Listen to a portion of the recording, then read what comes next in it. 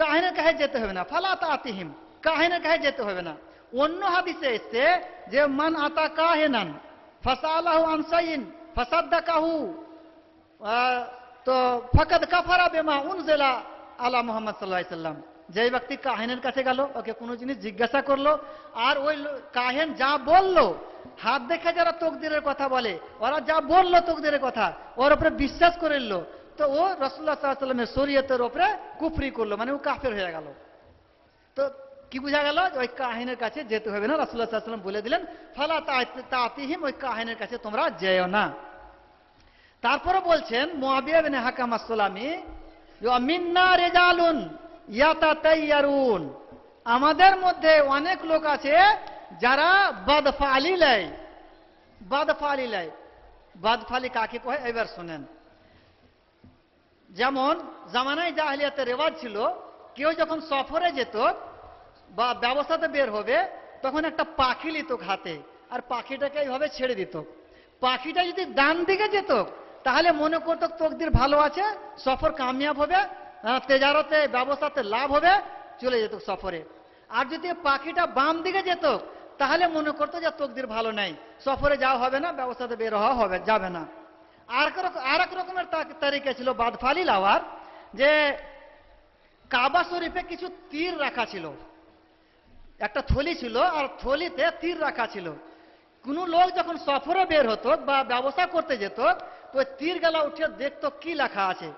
তীরে যদি লেখা থাকলো ইফআল মানে করো, তাহলে সফরে বেরিয়ে যেত আর মনে করতো তকদির ভালো আছে। আর যদি তীরে বের হতো লা তাফআল, সফরে যেও না, তো মনে করতো তকদির খারাপ, তকদির ভালো হবে না, এই ব্যবসাতে লাভ হবে না, সফরে আর যেত না, ব্যবসাতে আর যেত না। এই ধরনের বাদফালি লাও হতো জামানায় জাহেলিয়াতে। আমরাও বাদফালি লি, আমাদের মধ্যেও আছে। মনে করেন হাঁটতে হাঁটতে পা পিছলে গেল, বাড়ি হনে বের হয়েছেন, হাঁটতে হাঁটতে পা পিছলে গেল, ও আজকে তকদির খারাপ, বাড়ি হনে বের হতে হতে পা পিছলে গেল। কিংবা আর এক রকমের, বাড়ি হনে বের হলেন, কোনো এক লোকের সঙ্গে দেখা গেল, ও আল্লাহ এই লোকটার সঙ্গে দেখা হয়ে গেল, আজ কোনো কাজে সফল হবে না, কাজে সফল হবে না। আবার ড্রাইভার যিনারা আছেন, আমার ভাই ড্রাইভারেরা, আমি জানতে পারলাম কি করে জানেন, যে মোটর সাইকেলে এক জালসা করে যাচ্ছি রাইতে, আমাকে স্টেশন রাখতে গেছে, রোডে বিলাই পার হয়ে গেছে, তো মোটর সাইকেল খাড়া করে দেয়। আমি কি ব্যাপার, বুঝি দেখেন না বিলাই গেছে, দেখেন বিলাই পার হয়ে গেল আগা দিক দিয়ে, এলে তকদির খারাপ। বলছে আমাকে নিয়ে আমি জালসা করে আসতেছি, তোমার বিশ্বাস নেই? কি হবে, কিছু হবে না, চলো, কোনো কিছু হবে না, মনের ভরম তোমার, এগুলো শিরিক। ওকে বললাম। তো যে কোনো ড্রাইভার যদি ওরকম থাকে দেখবেন, গাড়ির আগা দিক দিয়ে বিলাই পার হয়ে গেল, আগে খাড়ো হবে, খাড়ো হওয়ার পর কি করবে, তারপর ফের যাবে। এই বাদফালি আমরাও তো লিছি। আর আরো বাদফালি, রাত্রে চুন দিবে না, চুন, চুন বললে হবে না, সফেদি, সফেদি সাদা, চুন বললে দেওয়া যাবে না, সাদা বলতে হবে। এগুলো বাদফালি। হাত হনে গিলাস ছুটে গেছে, হাত হনে গিলাস ছুটে গেছে, কি হবে, মেহমান আসবে, হয়তো কুটুম আসবে আজকে বাড়িতে, এগুলো বাদফালি। কিংবা বিলায়ে মুখ মুছছে, বিলায়ে মুখ মুছছে, হ্যাঁ মেহমান আসবে হয়তো। রাত্রে বাড়ি ঝেড় দিবে না, লক্ষ্মী চলে যাবে বাড়ি হনে, রাত্রে বাড়িতে একনাতে বা ওসরা ঝেড় দিলে পারে লক্ষ্মী চলে যাবে, এগুলো বাদফালি, এগুলো সব শিরক।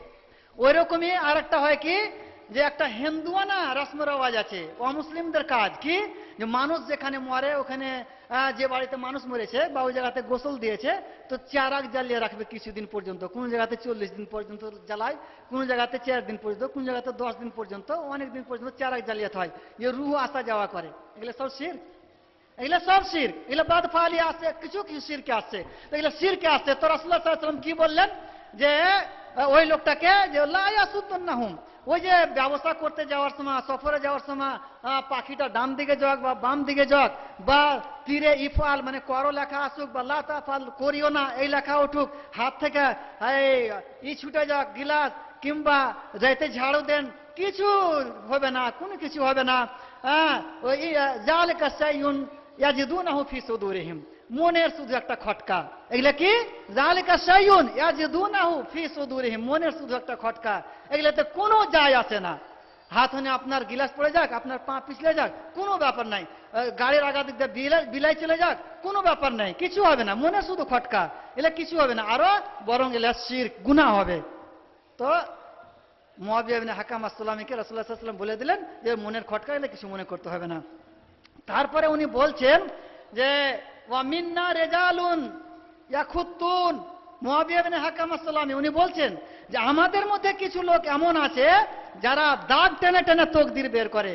তকদির ভালো হবে কি মন্দ হবে এই দাগ টেনে টেনে, বালুতে দাগ টেনে টেনে তকদির বের করে। তো এটা কেমন? তো রাসূলুল্লাহ সাল্লাল্লাহু আলাইহি ওয়াসাল্লাম বললেন যে কানা নাবিয়ুন মিনাল আম্বিয়া ইয়াখুত্তু, নবীদের মধ্যে একজন নবী দাগ টেনে টেনে তকদির বের করতেন।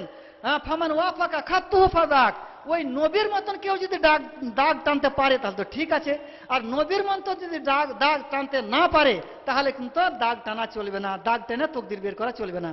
আর ওই নবীকে তো আমরা দেখিনি, কেউ তো দেখেনি। নবী এই মনে দাগ টানতেন না, এই মনে দাগ টানতেন, আমরা তো জানি না। যখন জানি না তাহলে ওই দাগ টেনেও তকদির বের করা চলবে না।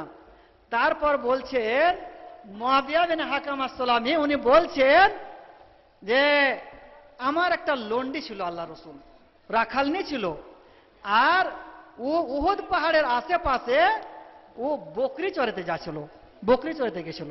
তো একদিনকার ঘটনা যে একটা বকরিকে বাঘে লিয়ে পালিয়ে গেছে। তো আমি মানুষ, আমারও রাগ আছে, অন্য মানুষের যেমন রাগ ওইরকম আমারও রাগ আছে। আমি এক চড় মেরে দিয়েছি লন্ডিকে, ওই রাখালনিকে এক চড় মেরে দিয়েছি। এই কথা শুনে রাসূলুল্লাহ সাল্লাল্লাহু আলাইহি ওয়াসাল্লাম বললেন, উনি বলছেন যে ফাজ নামাজ আলাইকা আলাইয়া, রাসূলুল্লাহ সাল্লাল্লাহু আলাইহি ওয়াসাল্লাম বললেন তুমি বড় গুনাহ করে দিয়েছো, তোমাকে মারতে হতো না লন্ডিকে। কেনে? যে ওই বকরি চড়াতে যে ওই উহুদ পাহাড়ের আশেপাশে বকরি চড়াতে যে তুমি যদি থাকতে ওই জায়গাতে, তোমার লন্ডি না থাকে, তুমি থাকলেও তো বাঘে বকরি নিয়ে পালিয়ে যেত, তুমি তো থামতে পারতে না ওকে। তো লন্ডির কি দোষ? কোনো তো দোষ নেই তোমার লন্ডির, তুমি মেয়েরা বড় গুনাহ করে দিয়েছো। এই যে বড় গুনাহ করে দিয়েছো, রাসূলুল্লাহ সাল্লাল্লাহু আলাইহি ওয়াসাল্লাম যখন বলে দিলেন তো ওর নিন হারাম হয়ে গেল। কিভাবে গুনাহটা মাফ হবে এই চিন্তা ফিকির করতে লাগলো। তখন উনি বলতে লাগে, রাসূলুল্লাহ সাল্লাল্লাহু আলাইহি ওয়াসাল্লামকে বলছেন যে আফালা উতিকুহা ইয়া রাসূলুল্লাহ, এ আল্লাহর রাসূল আমি কি ওই লন্ডিকে আজাদ করব না? আজাদ করলে কি আমার গুনাহ মাফ হবে? তো রাসূলুল্লাহ সাল্লাল্লাহু আলাইহি ওয়াসাল্লাম বললেন যে নিয়ে এসো লন্ডিকে। লন্ডিকে নিয়ে আনা হলো। রাসূলুল্লাহ সাল্লাল্লাহু আলাইহি ওয়াসাল্লাম প্রশ্ন করছেন লন্ডিকে, সব প্রথম প্রশ্ন আইন আল্লাহ, আল্লাহ কোথায়? দেখেন একটা রাখালনি বকরি চড়াইছে, আর ওর আকীদা দেখেন। আমরা অনেক জায়গাতে জিজ্ঞাসা করে দিয়েছি আইন আল্লাহ, তো আমরা প্রায় বলে দিই যে প্রত্যেক জায়গাতে আল্লাহ আছে, সব জায়গায় আল্লাহ আছে। আইন আল্লাহ মানে আল্লাহ কোথায়? আল্লাহ কোথায় আছে? তা আমরা মনে করি যে আল্লাহ সব জায়গায় আছে। গাজাল টাজালও পড়ে অনেক আমার ভাই মৌলানারা, ওই রকমের গাজালও আছে একটা যে আল্লাহ ইহা ওহা হার জায়গা আল্লাহ। তো আল্লাহ সব জায়গাতে আছে এটা মনে হয়, এটা ভুল আকীদা। আল্লাহ সব জায়গায় নেই। কেন? আল্লাহ তাবারক ওয়া তাআলা কোরআন মাজিদের মধ্যে বলছেন আর রহমানু আলাল আরশি ইস্তাওয়া, আল্লাহ তাআলা আরশের উপরে বিরাজমান, আরশের উপরে বিরাজমান। আল্লাহর ইলম প্রত্যেক জায়গাতে আছে। সাত সমুদ্রের তলে কি হচ্ছে আল্লাহ তাআলা জানতে পারছেন, আর গভীর রাতে অন্ধকারে কি হচ্ছে আল্লাহ তাআলা জানছেন। আল্লাহ তাআলার ইলম প্রত্যেক জায়গাতে আছে। আল্লাহ তাআলা নিজে আসমানের, সাত আসমানের উপরে আরশের উপরে বিরাজমান।